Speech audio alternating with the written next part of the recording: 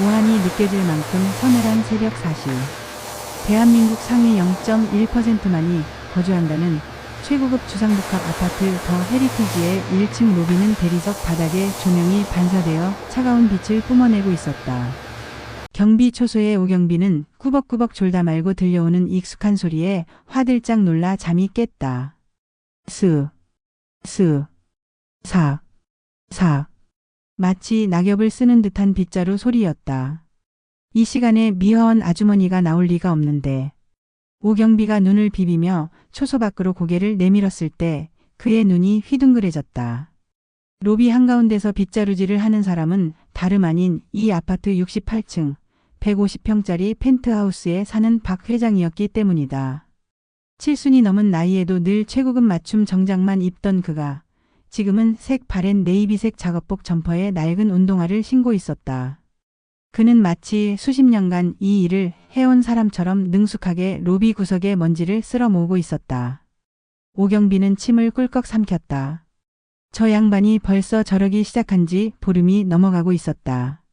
처음엔 운동 삼아 산책이라도 나왔나 싶었지만 이제는 보란듯이 1층 로비는 물론 분리수거장까지 돌며 청소를 하고 있었다. 오경비는 용기를 내어 다가갔다. 회장님. 이 새벽에 어인 일이십니까? 이런 건 저희가. 아이고 빗자루 주십시오. 박 회장은 빗자루질을 멈추지 않고 퉁명스럽게 대꾸했다. 오경비 잠이 덜 깼나? 난 운동 중일세. 쓸데없는 참견 말고 들어가 보게. 아니 그래도 회장님. 이런 운동은 좀. 주민들 보기에도 그렇고. 주민? 이 시간에 누가 있나? 그리고 내 돈 내고 내가 사는 아파트에서 빗자루질하는 게 뭐 어떤가. 오경비는 본인 일이나 신경 쓰게. 박 회장은 더 이상 대꾸할 가치도 없다는 듯 빗자루를 어깨에 메고 분리수거장 쪽으로 뚜벅뚜벅 걸어갔다. 그 뒷모습을 보며 오경비는 고개를 절레절레 저었다. 저 영감님 돈이 너무 많아서 돌기라도 한 건가. 아니면 그 사모님 때문에 스트레스를 받아서 저러나. 소문은 걷잡을 수 없이 퍼져나갔다. 더 헤리티지 입주민 채팅방은 펜트하우스 박 회장의 이상한 새벽 일과로 떠들썩했다. 이 소문은 박 회장의 며느리 강혜진 48세의 귀에도 당연히 들어갔다. 그녀는 아파트 커뮤니티에서 함께 브런치를 즐기던 입주민 대표에게 이 말을 전해 듣고는 손에 들고 있던 포크를 쨍소리 나게 접시에 떨어뜨렸다. 어머 혜진 씨. 몰랐어? 시아버님이 새벽마다 청소를 다 하신다며? 어찌나 꼼꼼하신지 미화원들이 일이 없다고 하오. 근데 연세도 있으신데 건강은 괜찮으신 거래? 강혜진의 얼굴은 웃고 있었지만 눈은 타오르고 있었다. 어머, 아버님이 워낙 부지런하셔서요. 젊을 때 고생하셨던 게 버릇이 되셔서 소일거리 삼아 하시는 거죠 뭐. 강혜진은 이를 악물고 자리에서 일어났다. 그녀는 집으로 돌아오는 차 안에서 남편 박 회장의 아들 박민수에게 전화를 걸어 고래고래 소리를 질렀다. 여보, 당신 아버지 당장 어떻게 좀 해봐.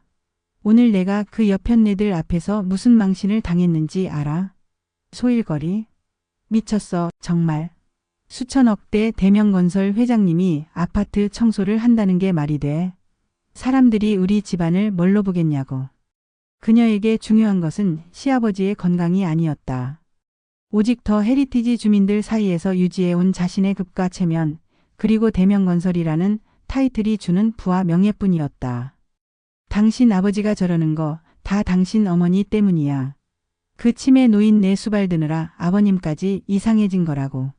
당장 요양원에 안 보낼 거야. 강혜진은 남편의 우유부단함에 치를 떨며 결심했다. 이대로 두면 안 된다. 저러다 회사 경영이라도 그르치면 자신이 물려받을 재산이 줄어드는 건 아닌가. 그녀는 두 눈을 번뜩였다. 안 되겠어. 이대론. 증거가 필요해. 그녀는 다음날 새벽 4시 직접 그 망령의 현장을 잡기로 마음먹었다. 다음날 새벽 3시 55분. 강혜진은 최고급 캐시미어 쇼를 뒤집어 쓴 채 더 헤리티지 1층 로비의 거대한 대리석 기둥 뒤에 숨어 있었다. 명품 구두 대신 몰래 신은 운동화 바닥에서 냉기가 올라와 발가락이 시려왔다. 내가 이딴 짓까지 해야 하다니. 그녀는 분노로 입술을 깨물었다. 정확히 새벽 4시. 딩하는 소리와 함께 펜트하우스 전용 엘리베이터의 문이 열렸다. 어김없이 박 회장이 낡은 작업복 점퍼 차림으로 나타났다. 그는 익숙하게 경비실 옆 창고에서 빗자루와 쓰레받기를 꺼내 들었다. 강혜진은 숨을 죽이고 스마트폰의 녹화 버튼을 눌렀다. 렌즈가 시아버지의 초라한 행색을 줌인으로 당겼다. 미쳤어, 미쳤어. 저걸 어느 병원에 데려가야 하지? 아니, 병원이 문제가 아니야. 저 영감탱이가 완전히 노망이 났다는 증거를. 그녀가 시아버지의 망령을 완벽하게 촬영했다고 생각하며 미소를 짓던 바로 그 순간이었다. 딩. 방금 박 회장이 타고 내려온 펜트하우스 엘리베이터가 다시 1층에 섰다. 문이 스르르 열리고 그 안에서 나온 사람을 본 강혜진은 자신의 눈을 의심했다. 어머니? 박 회장의 아내이자 강혜진의 시어머니인 김순자 70세 여사였다. 그런데 그 모습이 가관이었다. 최고급 실크 잠옷 대신 80년대에나 입었을 법한 펑퍼짐한 꽃무늬 몸빼 바지에 누렇게 변색된 면 티셔츠를 입고 있었다. 치매가 시작된 이후 방 밖으로 한 걸음도 나오기 싫어하던 시어머니였다. 김 여사는 로비 한가운데서 빗자루질을 시작하려던 박 회장을 발견하고는 갑자기 얼굴에 화색이 돌며 쟁걸음으로 달려갔다. 그리고는 강혜진이 평생 들어본 적 없는 낭낭하고 맑은 목소리로 외쳤다. 아이고, 박 반장. 나 늦었지. 미안해, 미안해. 어젯밤에 우리 막둥이 박 회장의 아들, 즉 강혜진의 남편과 열이 펄펄 끓는 바람에 그거 간호하다가 깜빡 잠이 들었네. 강혜진은 머리를 한 대 세게 얻어맞은 듯한 충격에 휩싸였다. 박 반장? 막둥이? 지금 뭐라고 하는 거야? 더욱 충격적인 것은 시아버지인 박 회장의 반응이었다. 그는 아내의 등장을 전혀 놀라워하지 않았다. 오히려 빗자루질을 멈추고 아내를 자연스럽게 맞이했다. 김 여사 괜찮아. 애기 열은 내렸고? 어차피 오늘 비동 분리수거장이 난리라. 거기부터 가세. 춥지 않게 조끼는 입었고? 박 회장은 김 여사의 얇은 티셔츠 옷깃을 여며주며 다정하게 말했다. 입었지. 박 반장은 나 걱정 말고 본인 몸이나 챙겨. 어제도 밤새 경비 순찰 돌고. 그러다 쓰러지면 어쩌려고 그래. 알았어, 알았어. 김 여사 잔소리는. 자, 얼른 시작하세.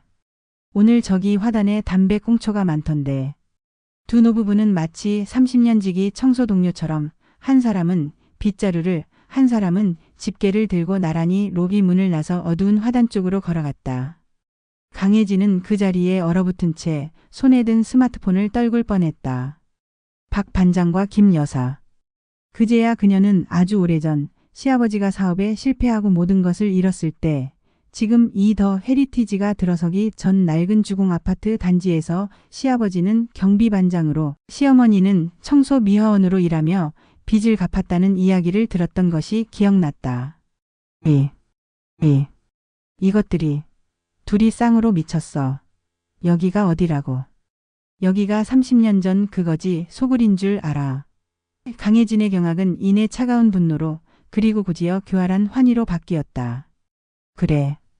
둘 다 정상이 아니야. 완벽해.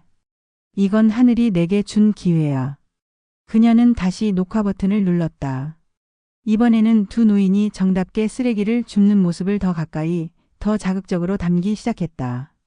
이 영상만 있으면 성년후견인 신청, 재산관리, 이 모든 건 이제 내 손에 들어오는 거야. 그녀는 어둠 속에서 승자의 미소를 지었다. 다음 날 아침 펜트하우스의 호화로운 다이닝룸. 아침 햇살이 눈부시게 쏟아지는 테이블에는 강혜진이 공들여 차린 완벽한 아침 식사가 놓여 있었다. 하지만 식탁의 공기는 얼음장처럼 차가웠다. 강혜진은 우아하게 커피를 한 모금 마신 뒤 맞은편에 앉은 남편 박민수에게 스마트폰을 탁 소리 나게 내려놓았다. 이것 좀 봐. 당신 부모님의 새벽 운동이야. 박민수는 신문을 보는 둥 마는 둥 하다가 마지못해 스마트폰을 집어들었다.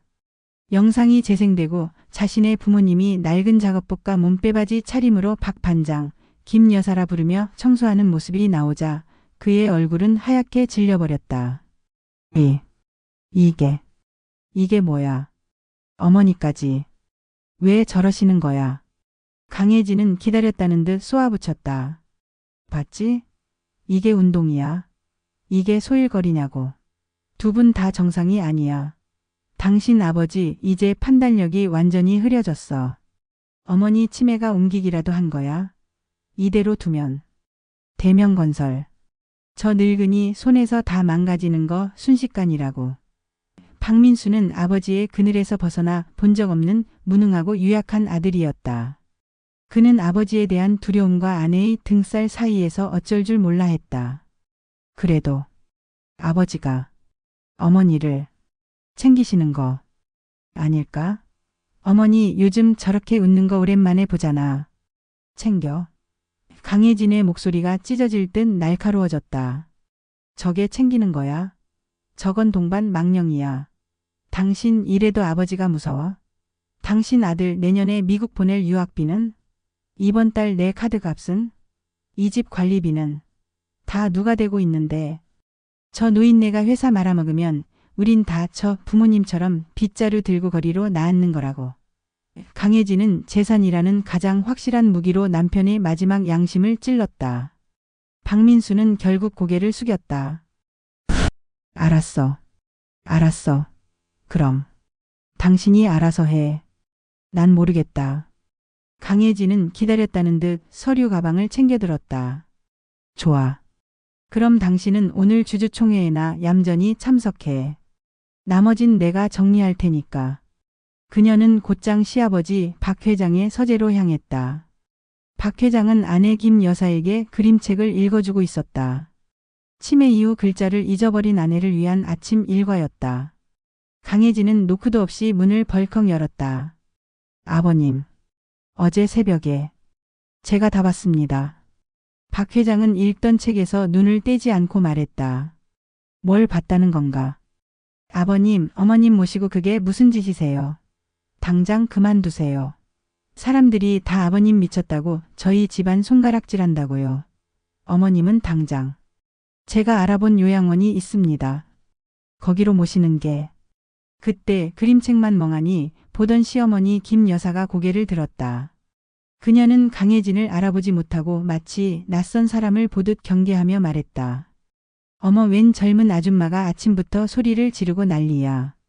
박 반장. 이 아파트 주민인가 봐. 근데 말이 좀 짰네. 우리가 청소하는 게 뭐 어때서 그래? 순간 강혜진은 말문이 막혔다. 시어머니는 자신을 젊은 아줌마로, 시아버지를 박 반장으로, 그리고 이곳을 주공 아파트로 완전히 착각하고 있었다. 더욱 기가 막힌 것은 박 회장의 반응이었다. 새아가. 보다시피 내 아내랑 책 읽는 중일세. 할 말 없으면 나가보게. 김 여사, 저기 토끼 그림 좀 보게. 귀엽네. 박 회장과 김 여사는 강혜진을 완벽하게 무시했다. 마치 자신들만의 견고한 성에 갇혀 강혜진의 목소리는 들리지도 않는다는 듯이. 강혜진은 자신이 오히려 이방인 혹은 정신 나간 사람 취급을 받는 듯한 모멸감에 휩싸였다. 좋아. 말로 해선 안 되겠지. 법대로 해. 당신들이 감히 날 무시해? 강혜진은 서재 문을 거칠게 닫고 나왔다. 그녀의 다음 목적지는 강남의 최고급 로펌이었다. 1시간 뒤 상어처럼 날카로운 인상의 변호사 앞에서 강혜진은 어젯밤 찍은 동영상을 재생했다. 이 영상. 그리고 아버님이 최근 회사 경영에서 사소한 실수를 하신 내역들입니다. 저희 시어머님은 보시다시피 중증 치매시고요. 시아버님이 저런 분에게 감화되어 회사를 위험에 빠뜨리고 있습니다. 변호사님, 전 이 집안을 지키고 싶습니다. 변호사는 탐욕스러운 미소를 지었다. 충분합니다, 사모님. 단순한 한정의견이 아니라 시아버님의 모든 법률 행위를 정지시키는 성년의견 개시, 심판 청구도 가능하겠네요. 아드님, 그러니까 남편분의 동의서만 확실히 받아오시죠. 이 영상이라면 승산은 100%입니다. 강혜진은 승리를 확신하며 비열한 미소를 지었다. 그녀의 쿠데타가 시작되고 있었다. 그날 오후 대명건설 50층 회장실의 공기는 팽팽한 긴장감으로 가득했다. 박 회장은 돋보기를 쓴 채 산더미 같은 결제 서류와 복잡한 해외 투자 포트폴리오를 검토하고 있었다. 그의 눈빛은 새벽의 박 반장이라고는 상상할 수 없을 만큼 냉철하고 예리했다. M&A 관련 법무팀 보고서를 막 끝냈을 때 비서실장이 창백한 얼굴로 서류 봉투 하나를 들고 들어왔다. 회장님, 법원에서 등기가 도착했습니다. 박 회장은 미간을 찌푸렸다. 법원? 세무 관련인가? 그게 가정법원입니다. 박 회장의 손이 순간 멈췄다. 그는 천천히 봉투를 받아들고 날카로운 페이퍼 나이프로 봉인을 뜯었다. 안에서 나온 것은 몇 장의 종이, 성년 후견 개시, 심판 청구서였다. 그리고 청구인 안에 찍힌 이름은 그의 눈을 의심케 했다. 청구인 박민수 아들. 박 회장은 서류를 든 채 몇 분간 미동도 하지 않았다. 그의 머릿속은 분노보다 더 깊은 차가운 배신감으로 얼어붙었다. 민수. 내 아들이. 물론 이 모든 것을 기획한 것이 탐욕스러운 며느리 강혜진이라는 것을 모를 리 없었다. 하지만 그 꼭두각시 노릇을 제 아비의 등에 칼을 꽂는 역할을 아들이 기꺼이 수락했다는 사실이 그의 심장을 찔렀다. 첨부된 증거 자료에는 강혜진이 몰래 찍은 자신과 아내의 새벽 청소 영상, 그리고 신원 불상의 의사가 작성한 피청구인 박 회장의 인지 능력 저하가 의심된다는 소견서까지 들어있었다. 그날 저녁 펜트하우스는 지옥처럼 고요했다. 박 회장은 거실 소파에 앉아 아들과 며느리를 기다렸다. 8시가 넘어 두 사람이 쇼핑백을 잔뜩 들고 웃으며 들어섰다. 다녀왔습니다. 아들 박민수는 소파에 앉은 아버지를 보고는 뱀 앞에 쥐처럼 얼어붙었다. 강혜진 역시 놀랐지만 이내 표정을 감추고 당당하게 박 회장 앞으로 걸어갔다. 아버님, 저녁 식사는 하셨어요? 박 회장은 대답 대신 테이블 위로 법원 서류를 밀었다. 이게 무슨 짓이냐? 박민수는 헉소리를 내며 뒷걸음질 쳤다. 아버지. 그게. 강혜진이 남편을 가로막고 나섰다. 그녀의 목소리는 이제 가증스러운 존중 대신 차가운 결의로 가득 차 있었다. 아버님 보셨군요. 잘 됐네요. 이제 아버님도 현실을 좀 아셔야죠. 현실? 내가 모르는 현실이라도 있단 말이냐. 네, 아버님 현실이요.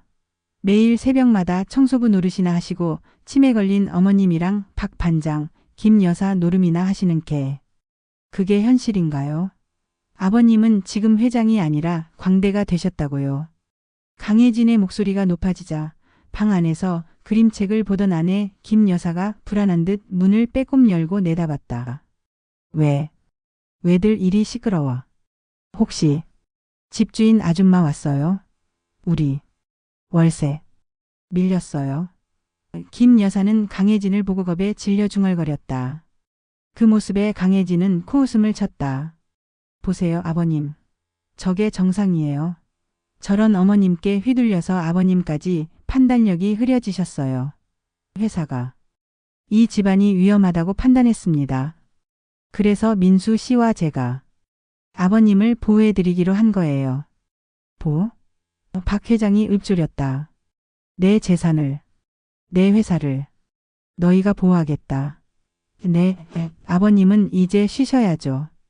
경영은 젊고 유능한 저희가 맡고 아버님은 어머님이랑 편안하게. 요양원에서. 요양원이라는 말에 박 회장의 눈빛이 얼음장처럼 차가워졌다. 그는 떨고 있는 아들 민수에게 시선을 고정했다. 민수야. 네, 아버지. 너도. 내 아내와 생각이 같으냐. 이 아비를 정신병자로 몰아서 내 어미를 요양원에 쳐넣고 그 재산을 차지하고 싶은 게냐. 아니. 아버지를 위한.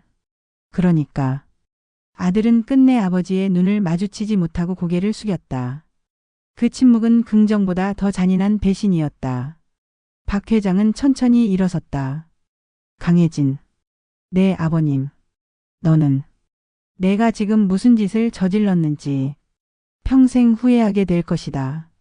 내가 탐내는 그 가짜는 재산 때문에 내가 무엇을 잃게 될지 똑똑히 지켜보거라. 박 회장의 목소리는 낮고 조용했지만 그 안에 담긴 분노와 경멸은 강혜진을 순간 주춤하게 만들었다. 그는 더 이상 아무 말도 하지 않고 불안에 떠는 아내의 방으로 들어가 문을 닫았다. 쾅 닫힌 문은 아들과 며느리에 대한 사형 선고처럼 들렸다. 강혜진은 잠시 떨었지만 이내 다 이긴 싸움이라며 스스로를 다잡았다. 늙은이의 마지막 발악일 뿐이지. 법원의 신문 기일이 잡히고 박 회장은 변호사 대신 가장 먼저 한 사람을 찾아갔다. 그는 대명건설 소속의 사내 변호사가 아닌 국내 최고의 신경과 권위자이자 아내 김 여사의 주치의인 최 교수였다. 최 교수의 진료실은 차분하고 따뜻했다. 회장님, 법원 서류는 받았습니다. 결국 며느님께서 일을 저지르셨군요. 박 회장은 지친 얼굴로 고개를 끄덕였다. 최 교수, 법정에서 사실대로만 말해주시오. 내 아내가 왜 그 청소에 집착하는지, 그리고 내가 왜 그 박 반장 노릇을 할 수밖에 없는지. 최 교수는 모니터에 뜬 김 여사의 뇌 MRI 사진을 가리키며 입을 열었다. 사모님은 알츠하이머이시지만 특이하게도 레비 소체 치매의 특징을 일부 동반하고 계십니다. 기억 상실과 더불어 현실과 환각을 구분하지 못하고 극심한 불안 증세를 보이시죠. 저희가 처방한 약물들은 아시다시피 사모님의 불안감을 낮추는 대신 모든 의욕과 생기를 앗아갔습니다. 식사도 거부하시고 말씀도 안 하시고 그저 멍하니 창밖만 보셨죠. 박 회장은 그때를 떠올리며 눈을 감았다. 살아있으나 죽은 것과 다름없던 아내의 모습. 그러던 어느 날 최 교수가 말을 이었다. 회장님께서 무심코 우리 옛날에 그 주공 아파트에서 청소할 때 참 이라고 말씀하셨을 때 사모님께서 몇 달 만에 처음으로 고개를 돌려 회장님을 인지하셨습니다. 그리고 물으셨죠. 박 반장, 오늘 청소 당번 아니에요? 라고. 그것은 기적이었다. 최 교수는 이것이 단순한 기억의 퇴행이 아니라 아내 김 여사의 무의식이 가장 행복하고 안정적이었던 시절로 돌아가 스스로를 보호하려는 방어기제임을 깨달았다. 회장님, 사모님께는 수천억 대 자산가 박 회장의 아내로서의 삶이 아니라 30년 전 비록 가난했지만 남편과 함께 땀 흘리며 미래를 꿈꾸던 청소부 김 여사의 시절이 가장 강렬한 현실이자 안식처인 겁니다. 최 교수는 인지 재활치료의 일환으로 이 역할극을 제안했다. 사모님의 기억에 맞춰 회장님께서 박 반장이 되어 주십시오. 그 기억 속에서 사모님은 더 이상 불안한 치매 환자가 아니라 사랑하는 남편과 함께 일하는 건강한 김 여사입니다. 그것이 사모님께 남은 유일한 행복입니다. 박 회장은 그날 이후 기꺼이 박 반장이 되었다. 새벽 4시. 그 시간은 아내가 기억하는 출근 시간이었다. 그는 아내와 함께 빗자루를 들며 아내가 잊어버린 행복을 다시 연기했다. 아내는 다시 웃기 시작했고 밥을 먹었으며 잠을 잤다. 하지만 회장님, 최 교수가 심각한 얼굴로 말했다. 이 치료법은 극히 비공식적입니다. 법정에서 며느님 측 변호사는 이걸 폴리아데프LI2, 즉 공유 정신병으로 몰아갈 겁니다. 치매 아내의 망상에 남편까지 동조되어 현실 감각을 상실했다고요. 회장님의 회장으로서의 지위와 명예, 경영권까지 모든 것을 잃으실 수도 있습니다. 정말 괜찮으시겠습니까? 박 회장은 한참 동안 창밖을 바라보았다. 그의 시선 끝에는 30년 전 비 오는 날 청소를 하다 말고 처마 밑에서 빗물을 피하던 젊은 날의 아내가 서 있었다. 둘은 쫄딱 젖은 생쥐골로 마주보고 웃음을 터뜨렸었다. 여보, 우리 꼭 성공해서 이 비 안 새는 집에서 따뜻한 밥 먹고 살자. 아내는 빗물인지 눈물인지 모를 것을 훔치며 말했었다. 박 회장이 천천히 입을 열었다. 그의 목소리는 흔들림 없었다. 최 교수, 나는 내 아내의 그 젖은 눈망울을 잊을 수가 없소.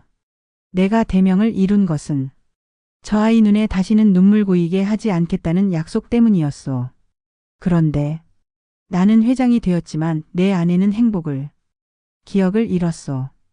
그는 최 교수를 바라보며 결연하게 말했다. 명예, 경영권, 그까짓 것. 내 아내의 웃음 한 번만 못하요.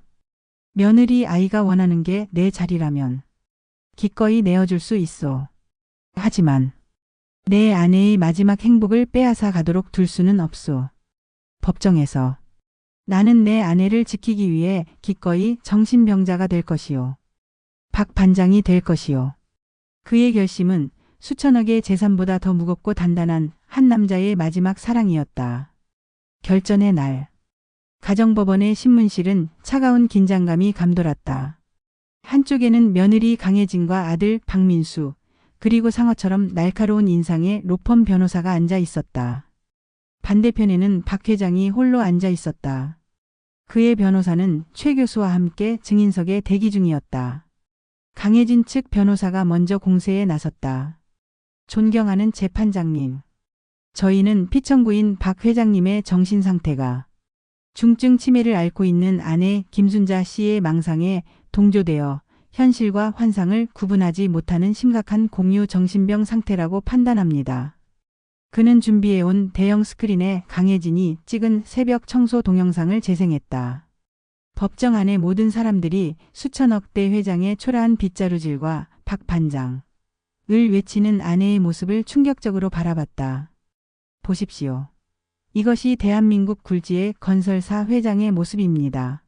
그는 스스로를 경비 반장이라 칭하며 회사의 중요한 경영 판단을 내려야 할 시간에 새벽 청소라는 망상에 빠져 있습니다.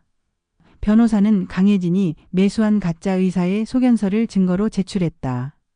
피청구인의 인지 능력 저하로 인해 회사의 막대한 자산이 위험에 처해 있습니다. 이에 아들인 박민수 청구인을 성년후견인으로 지정하여 피청구인을 보호하고 회사의 손실을 막아야 합니다. 아들 박민수는 증인석에 섰다. 그는 차마 아버지의 얼굴을 보지 못하고 바닥만 내려다보며 준비된 대본을 읽었다. 아버님은 최근 저희를 알아보지 못하시는, 아니, 어머님과 함께 과거의 기억 속에만 갇혀 계십니다. 저는 아버님을 보호하고 싶습니다. 박 회장은 아들의 목소리가 떨리는 것을, 그 안에 일말의 죄책감이 남아있음을 느꼈지만 그를 구원해 주지 않았다. 그때 강혜진 측 변호사가 결정타를 날렸다. 재판장님, 피청구인의 상태를 가장 확실하게 증명하기 위해 증인을 신청합니다. 바로 피청구인의 아내 김순자 씨입니다. 박 회장의 변호사가 경악하며 일어섰다. 반대합니다. 환자의 상태를 고려하지 않은 비인간적인 처사입니다. 그러나 강혜진은 어머니의 현재 상태를 법원이 직접 봐야 한다며 고집을 부렸고 재판부는 고심 끝에 이를 허가했다. 잠시 후 휠체어를 탄 김 여사가 법정으로 들어왔다. 낯선 장소, 굳은 얼굴의 사람들.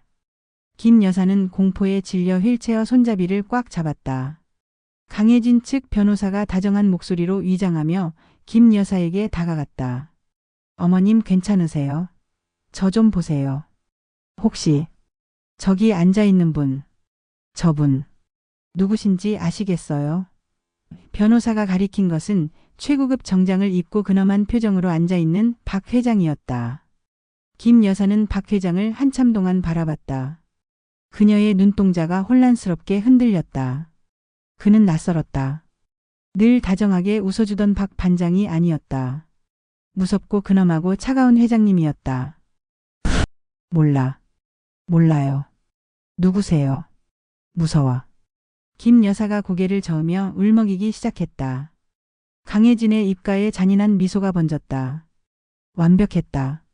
남편조차 알아보지 못하는 치매 아내와 그런 아내의 망상에 동조하는 정신 나간 남편. 게임은 끝났다. 재판장님, 보셨습니까? 자신의 남편조차. 변호사가 승리를 선언하려는 그 순간이었다. 김 여사의 울음이 공황 발작으로 변하기 시작했다. 집에 갈래. 나 집에 갈래. 무서워. 여기 싫어. 박 반장. 여보. 어디 있어. 나 무서워. 흑흑. 김 여사는 휠체어에서 일어나려는 듯 몸부림쳤고 법정은 순식간에 아수라장이 되었다. 그때였다. 모두가 당황하여 어쩔 줄 모르는 그 순간 피고인석에 앉아있던 박 회장이 자리에서 벌떡 일어섰다. 그는 자신의 목에 매어 있던 100만 원짜리 실크 넥타이를 거칠게 잡아내렸다. 툭 소리와 함께 최고급 정장 재킷의 단추가 뜯겨져 나가듯 그가 재킷을 벗어던졌다. 와이셔츠 소매를 거칠게 걷어붙인 그는 법정의 모든 시선을 무시한 채 울부짖는 아내에게 성큼성큼 다가갔다. 박 회장은 아내의 휠체어 앞에 무릎을 꿇었다. 그의 눈높이는 아내의 겁에 질린 눈과 정확히 맞춰졌다. 그리고 법정 안의 모든 사람들이 숨을 죽였다. 대명건설 박 회장의 근엄한 목소리는 사라지고 30년 전 그 주공 아파트에 땀냄새 나던 박 반장의 걸걸하고 다정한 목소리가 울려 퍼졌다. 김 여사. 아이고 나 여기 있어. 미안해. 내가 저기. 시동 D라인 순찰 돌다가 늦었네. 웬일이야 여긴? 웬 양복쟁이들이 이렇게 많아? 길 잃었어? 박 회장은 아내의 찬 손을 두 손으로 꽉 잡고 비볐다. 괜찮아. 내가 있잖아. 우리 김 여사 놀라게 한 놈들 누구야? 이 박 반장이 혼쭐을 내줄게. 응? 자, 이제 괜찮아. 나 봐요. 나 박 반장이잖아. 기적 같은 일이 벌어졌다. 발작처럼 울부짖던 김 여사가 남편의 그 목소리, 그 눈빛, 그 거친 손길을 느끼자마자 거짓말처럼 울음을 뚝 그쳤다. 그녀는 눈을 동그랗게 뜨고 남편을 바라봤다. 그리고는 환하게 웃었다. 어머, 박 반장. 아이고 깜짝 놀랐네. 웬일이야 양복쟁이들 회의하는데 우리가 잘못 들어왔나 봐. 얼른 가세. 비동 분리수거장. 오늘 폐지 나오는 날이잖아. 늦겠다. 김 여사는 박 회장의 손을 잡고 휠체어에서 일어나려 했다. 박 회장은 알았어. 김 여사. 오늘 폐지 많대. 갑시다. 라며 아내를 부축했다. 법정은 완벽한 침묵에 휩싸였다. 강혜진과 그녀의 변호사는 자신들이 준비한 가장 강력한 증거가 오히려 가장 강력한 반론이 되어버린 이 상황을 믿을 수 없다는 듯 입을 벌리고 굳어 있었다. 재판장의 얼굴은 방금 전까지의 차가운 냉철함 대신 깊은 고뇌와 알 수 없는 감동으로 복잡하게 물들어 있었다. 그는 망치 대신 박 회장과 김 여사의 맞잡은 두 손을 멍하니 바라보고 있었다. 법정은 일순간 물을 끼얹은 듯 조용해졌다. 방금 전까지 박 반장을 외치며 발작하던 김 여사가 남편의 손을 잡고 폐지줍으러 가자며 아이처럼 웃고 있는 광경은 이 자리에 모인 모든 이들에게 법률 용어로는 설명할 수 없는 강력한 울림을 주었다. 재판장의 굳은 얼굴이 복잡 미묘하게 풀렸다. 강혜진과 그녀의 변호사는 눈앞의 광경을 믿을 수 없다는 듯 사색이 된 얼굴로 굳어 있었다. 이 기묘한 침묵을 깬 것은 강혜진 측 변호사였다. 재판장님, 보셨습니까? 이것이 바로 폴리아대, 즉 공유 정신병의 명백한 증거입니다. 피청구인은 자신이 회장이라는 현실을 부정하고 박 반장이라는 망상에 증인 신청합니다. 박 회장 측 변호사가 그의 말을 자르고 일어섰다. 피청구인 아내 김순자 여사의 주치의이자 국내 알츠하이머 최고 권위자인 대한신경과학회 최정원 교수를 증인으로 신청합니다. 강혜진 측 변호사의 얼굴이 일그러졌다. 최 교수는 그들이 섭외하려다 환자의 비밀을 팔 수 없다며 이런 지하에 거절했던 인물이었다. 잠시 후 지적인 인상의 최 교수가 증인석에 섰다. 박 회장 측 변호사가 물었다. 최 교수님, 방금 법정에서 일어난 상황을 전문가로서 어떻게 보십니까? 피청구인 박 회장님은 지금 망상에 빠져 현실을 구분하지 못하는 것입니까? 최 교수는 법정 전체를 천천히 둘러본 뒤 재판장을 향해 단호하게 입을 열었다. 아닙니다. 재판장님, 여러분은 지금 망상을 보신 것이 아닙니다. 여러분은 한 인간이 다른 인간을 구원하는 가장 헌신적이고 적극적인 의료 행위를 목격하신 겁니다. 법정은 다시 술렁였다. 최 교수는 스크린에 김 여사의 뇌 MRI 사진과 각종 검사 자료를 띄웠다. 김순자 여사님은 단순 알츠하이머가 아닌 내비 소체 치매의 특성을 동반하고 계십니다. 이는 극심한 불안감과 현실 왜곡을 동반합니다. 저희는 모든 약물을 동원했지만 환자분은 오히려 생기를 잃고 식사를 거부하며 스스로를 고립시켰습니다. 사실상 의학적으로는 포기 직전의 상태였습니다. 최 교수는 안타까운 듯 말을 이었다.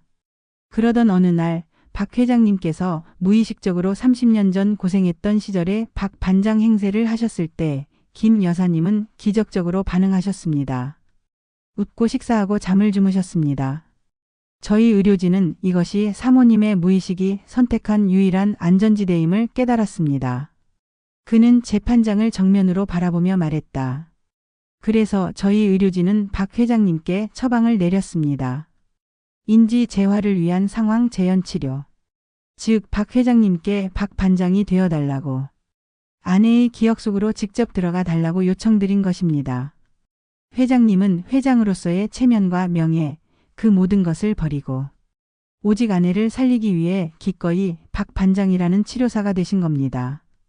이것은 망상이 아니라 약물보다 위대한 사랑이자 처방입니다. 감동적인 증언에 방청석 여기저기서 훌쩍이는 소리가 들렸다. 강혜진 측 변호사가 다급하게 반론했다. 거짓말입니다. 저희가 제출한 의사소견서에는 피청구인의 인지 저하가 의심된다고. 그 소견서를 작성한 의사 문정식 씨 증인으로 요청합니다. 박 회장 측 변호사의 말에 방청석에 앉아있던 한 남자가 사색이 되어 굳었다. 그는 강혜진에게 돈을 받고 거짓 소견서를 써준 의사였다. 증인 문정식 씨. 피청구인 박 회장님을 직접 진료한 적이 있습니까? 그것은 영상만 보고 판단했다고요? 의사로서의 양심을 걸고 저것이 정신병이라 단언할 수 있습니까?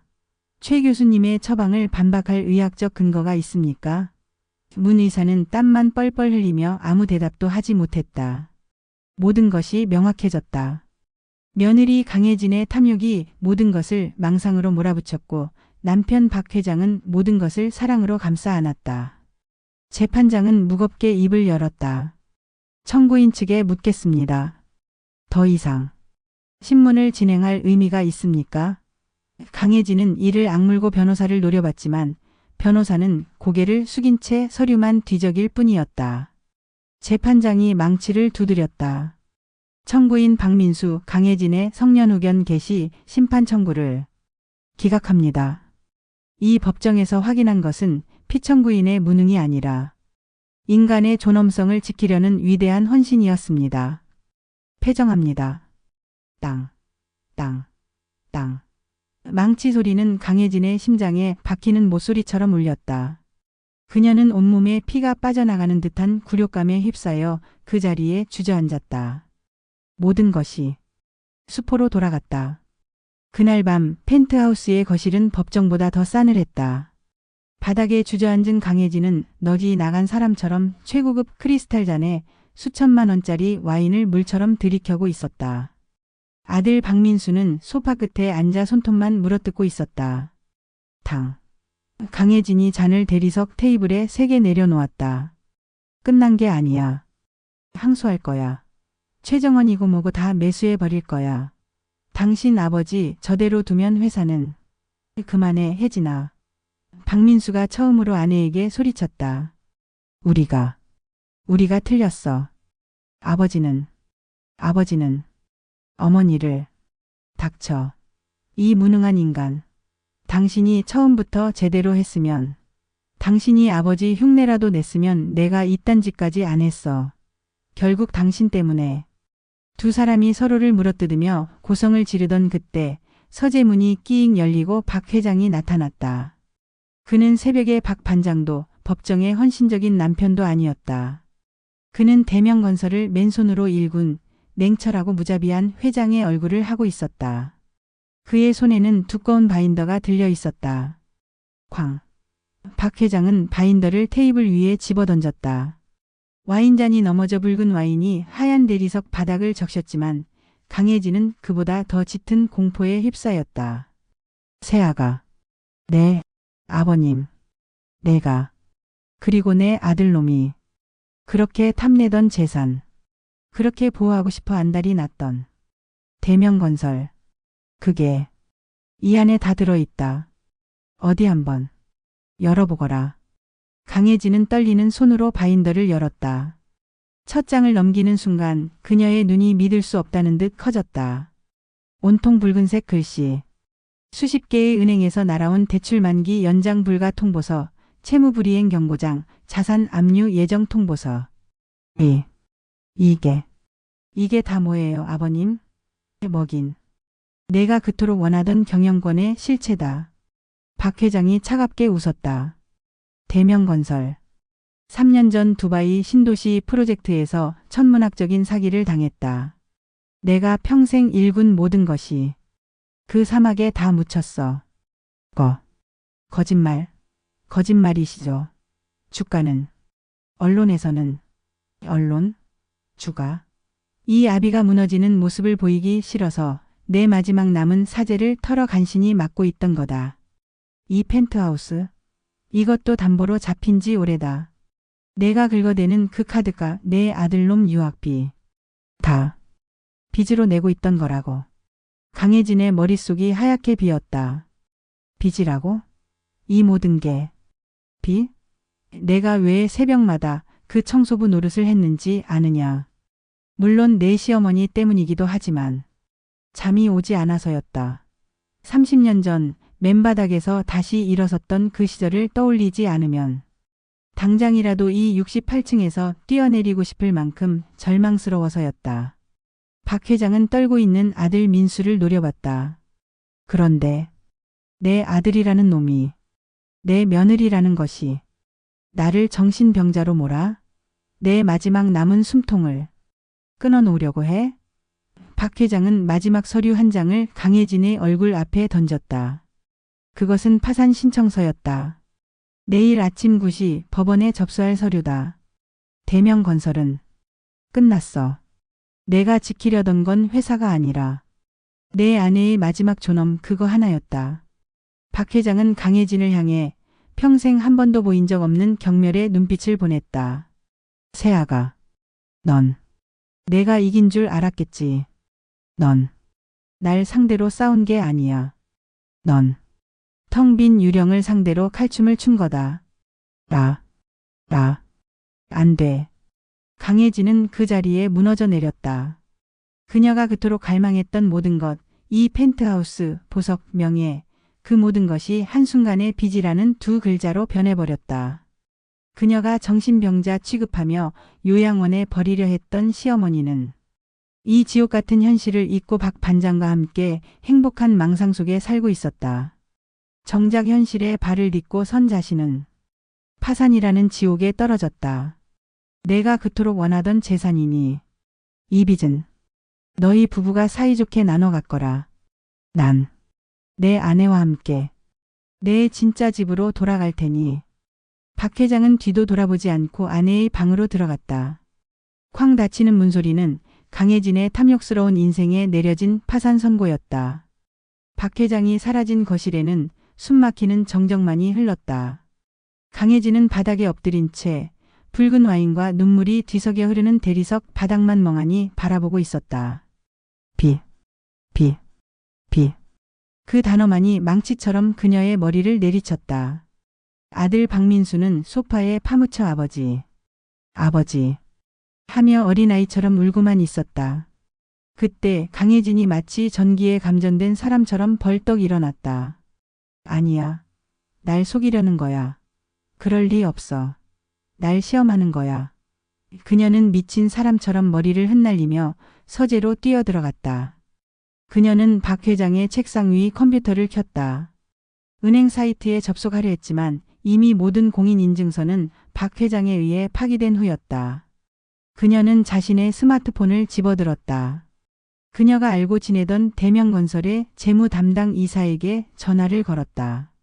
이 이사, 지금 회사 괜찮은 거죠? 아버님이 이상한 소리를 수화기 너머에서는 한숨 섞인 목소리가 들려왔다. 사모님, 이미 끝났습니다. 내일 오전 부도 처리됩니다. 저도 오늘부로 해고 통보 받았습니다. 뭐라고요? 그동안 회장님께서 사모님 몰래 개인 자산 처분해서 맡고 계셨는데 며칠 전부터 갑자기 모든 걸 중단하라고 하시더군요. 아마 법원에 소장 접수된 날인 것 같습니다. 회장님이 모든 걸 포기하셨습니다. 강혜진의 손에서 스마트폰이 미끄러져 떨어졌다. 쿵 소리와 함께 액정이 박살났다. 그 소리와 동시에 현관 도어벨이 울렸다. 딩동 마이너스 박민수가 겁에 질려 물었다. 누구야? 이 시간에. 강혜진은 비틀거리며 인터폰으로 달려갔다. 화면에는 낯선 남자들, 그리고 그들 뒤로 법원 집행관 복장을 한 사람들이 서 있었다. 법원에서 나왔습니다. 채권단 측 가압류 집행 영장입니다. 문 여십시오.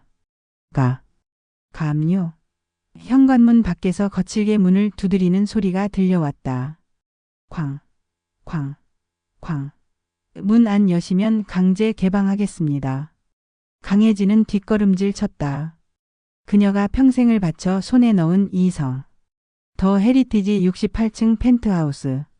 그녀의 왕국이 그녀의 발밑에서부터 무너져 내리고 있었다. 안 돼. 나가. 여긴 내 집이야. 당장 나가. 그녀는 현관문을 막아선 채 악을 썼다. 그때 요란한 소동에 잠이 깬 듯 시어머니 김 여사가 방에서 나왔다. 그녀는 여전히 낡은 몸빼바지 차림이었다. 아이고, 웬 소란이야. 박 반장, 또 집주인 아줌마 왔어? 우리 이사 가야 해? 시어머니의 해맑은 그 한마디는 강혜진의 마지막 남은 이성의 끈을 끊어버렸다. 강혜진은 시어머니에게 달려들듯이 고개를 돌렸다. 그래, 이사가 다 당신 때문이야. 당신만 없었으면, 당신 같은 치매 노인네만 아니었으면, 아버님이, 회사가, 강혜진은 결국 실성한 사람처럼 바닥에 주저앉아 머리를 쥐어뜯으며 울부짖었다. 철컥, 덜컹. 그 순간 시끄러운 거실과 달리 반대편 복도 끝 비상계단으로 통하는 직원용 문이 조용히 열렸다. 박 회장은 휠체어에 아내를 태우고 작은 보스턴 가방 하나만을 든 채 그 문을 나섰다.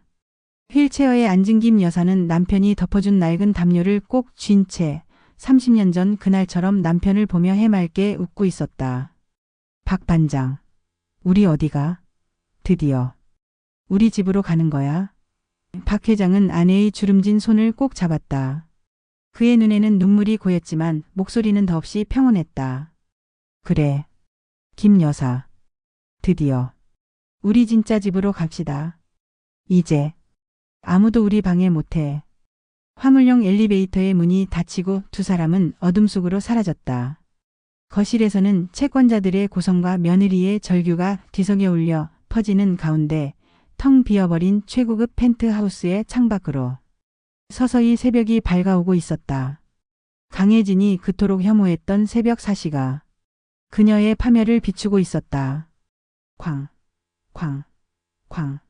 현관문을 부술듯이 두드리던 소리가 멈추고 끼기기깅 마이너스 하는 금속성 파열음과 함께 펜트하우스에 견고했던 현관문이 힘없이 열렸다. 법원 집행관들과 굳은 얼굴의 채권자들이었다. 그들은 강혜진의 절규를 무시한 채 텅 빈 거실로 쏟아져 들어왔다.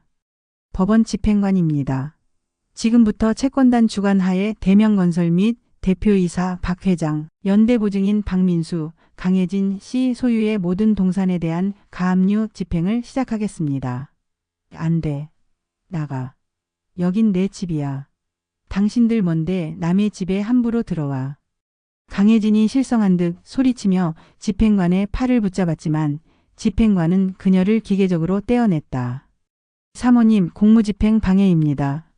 이 댁은 더 이상 사모님 댁이 아닙니다. 모든 자산이 채권단에 양도되었습니다.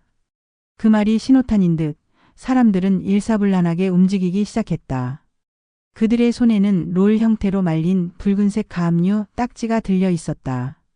창 소름 끼치는 소리와 함께 붉은 딱지가 떨어져 나와 강혜진이 아끼던 이탈리아제 벨벳 소파에 붙었다. 안 돼. 그거 1,000만 원짜리야. 손대지 마. 창 그녀가 아침마다 커피를 마시던 핀란드산 식탁. 창 그녀가 자신의 지성을 과시하려 사모았던 한 번도 읽지 않은 양장본 전집.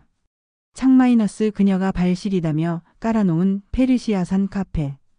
창 마이너스. 붉은 딱지는 마치 전염병처럼 펜트하우스의 모든 가구와 집기를 뒤덮었다. 그것은 단순한 스티커가 아니었다. 그것은 강혜진의 인생, 그녀의 허영, 그녀의 탐욕에 내려진 사형 선고의 낙인이었다. 강혜진은 다리에 힘이 풀려 주저앉았다. 그때 한 집행관이 그녀가 마지막 자존심처럼 껴안고 있던 에르메스 버킨백을 가리켰다. 사모님, 들고 계신 가방도 포함입니다. 내려놓으시죠. 싫어. 이건 안 돼. 이건 내 거야. 내 거라고. 이 가방을 사기 위해 시아버지에게 얼마나 아양을 떨었던가. 더 헤리티지 입주민 모임에 이 가방을 들고 나갔을 때 모두가 자신을 부러워하던 그 시선을 잊을 수 없었다. 강혜진 씨 개인 명의로 취득한 자산도 연대 보증 채무 범위에 포함되어 모두 가압류 대상입니다. 마지막 경고입니다.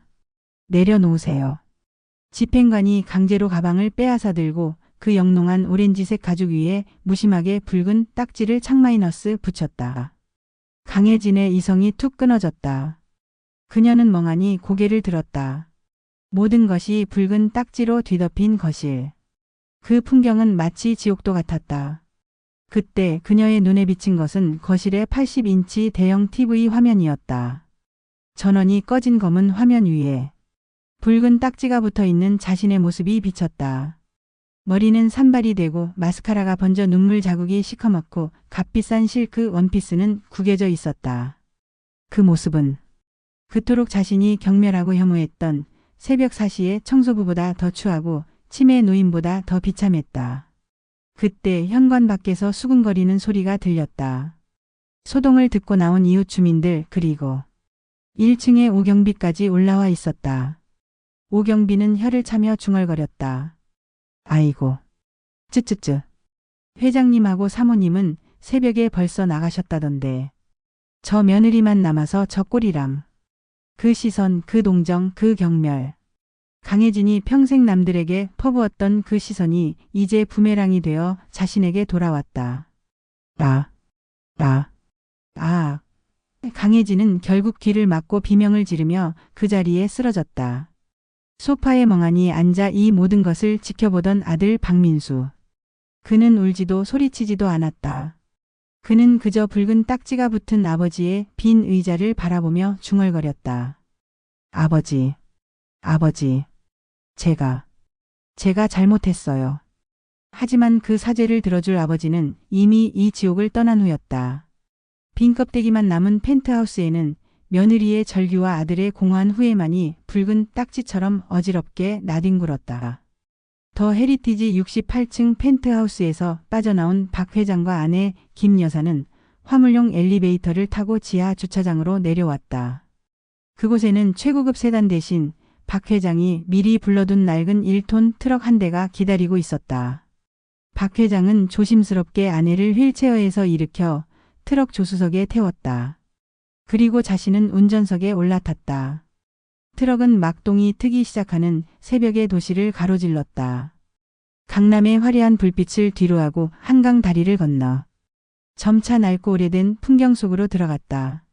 그들이 도착한 곳은 더 헤리티지가 들어서기 전 30년 전 그 낡은 주공 아파트가 있던 바로 그 동네 반포동의 가장 구석진 곳에 위치한 5층짜리 낡은 빌라 연립주택이었다. 1층 구석진 103호. 현관문을 열자 키키한 먼지 냄새와 함께 차가운 공기가 확 끼쳤다. 펜트하우스의 화려함과는 비교할 수도 없는 방 2개짜리의 작은 공간이었다. 박 회장이 며칠 전 미리 얻어둔 곳이었다.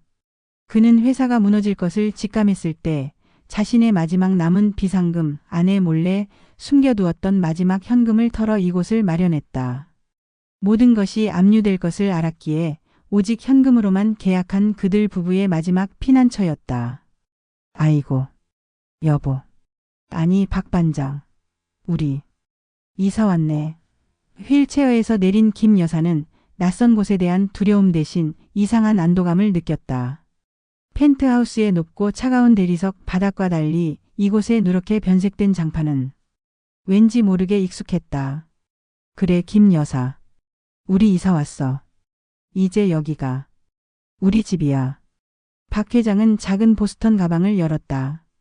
그 안에는 값비싼 보석이나 현금 뭉치가 아닌 낡은 사진첩 하나, 아내의 겨울용 털 스웨터, 그리고 약봉지가 전부였다. 그는 익숙하게 방 한쪽에 이불을 깔고 아내를 앉혔다. 어머. 창밖을 내다보던 김 여사가 갑자기 소녀처럼 외쳤다. 박 반장. 저기 장수 떡집. 빌라 창문 너머로 길 건너편의 낡은 간판에 장수 떡집이 보였다. 저기 떡집. 아직도 있네.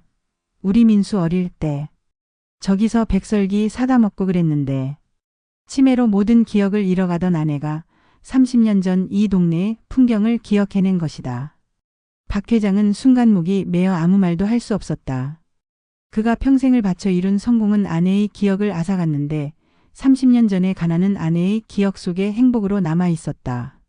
그래. 맞아요. 김 여사. 저기 떡집. 아직 있네.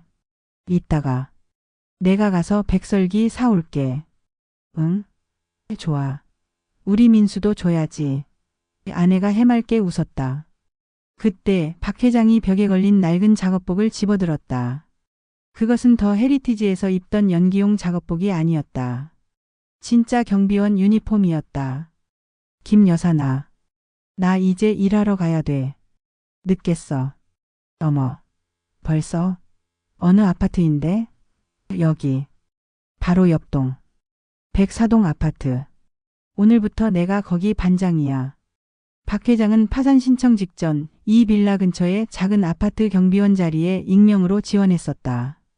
7순이 넘은 나이였지만 30년 경력의 박 반장은 다행히 합격했다. 아이고 잘됐네. 박 반장. 그럼 나는 저녁에 먹을 콩나물이라도 다듬고 있어야겠다. 어서 다녀와요. 아내는 방 안에서 손을 흔들었다. 박 회장은 경비 모자를 깊게 눌러쓰고 103호 문을 나섰다. 낡은 빌라의 복도를 걸어 나오자 차가운 새벽 공기가 펜트하우스의 그것과는 전혀 다르게 폐부를 찔렀다. 그는 고개를 들어 자신이 나온 103호 창문을 바라봤다. 창문 너머로 아내가 자신을 향해 웃으며 손을 흔드는 실루엣이 보였다. 박 회장은 그 자리에 서서 주름진 얼굴 가득 눈물을 흘렸다. 모든 것을 잃었다. 회사도 명예도 아들의 존경도. 모든 것을 잃었다고 생각했다. 하지만 아니었다. 그는 30년 만에 자신의 진짜 집과 진짜 아내를 되찾았다. 그는 눈물을 훔치고 경비 초소를 향해 힘찬 걸음을 내디뎠다. 대명건설 박 회장은 죽었지만 104동 박 반장의 첫 출근이 시작되고 있었다. 그로부터 1년 후 혹독한 겨울바람이 부는 어느 날 새벽 4시. 반포동 낡은 빌라촌의 골목은 칠흑 같은 어둠에 잠겨 있었다. 오직 104동 아파트 경비 초소의 작은 백열등만이 외롭게 빛나고 있었다. 사. 어둠 속에서 익숙한 빗자루 소리가 들려왔다. 박 회장 아니 이제는 모두에게 박 반장으로 불리는 그가 밤새 희미하게 쌓인 눈을 쓸고 있었다. 1년 사이 그의 허리는 더 굽었고 머리는 하얗게 새었지만 빗자루질은 30년 전처럼 정성스럽고 꼼꼼했다. 그는 이제 연기를 하는 것이 아니었다. 이것이 그의 현실이자 일과였다. 그때 끼 하는 소리와 함께 103호의 현관문이 조용히 열렸다. 두꺼운 털 스웨터를 껴입고 목도리를 두른 김 여사가 작은 보온병을 품에 안고 뒤뚱거리며 걸어 나왔다. 그녀의 치매는 1년 사이 더 심해져 이제는 말수도 거의 없어지고 거동도 불편해졌다. 김 여사. 이 추운데. 여긴 어쩐 일이야. 감기 들어. 박 반장이 깜짝 놀라 빗자루를 놓고 달려왔다. 김 여사는 남편을 올려다보며 간신히 미소를 지었다. 그녀는 얼어붙은 손으로 보온병을 내밀었다. 추울까봐. 따뜻한 물 마셔요. 반장님. 그녀는 이제 박 반장이라는 호칭 외에는 다른 단어를 거의 기억해내지 못했다. 박 반장은 터져나오려는 울음을 삼켰다. 그는 자신의 거칠고 튼 손으로 아내의 더 작고 차가운 손을 감싸 쥐었다. 아이고, 우리 김 여사. 나 때문에 잠도 못 잤네. 고마워. 정말 고마워. 그는 보온병을 받아들었다. 그 온기가 수천억의 재산보다 더 뜨겁게 그의 심장을 데웠다. 그는 보온병 뚜껑을 열어 따뜻한 물을 한 모금 마셨다. 그리고 아내를 가만히 바라봤다. 아내는 추위에 볼이 빨개진 채 그저 남편을 바라보며 희미하게 웃고 있었다. 그 순간이었다.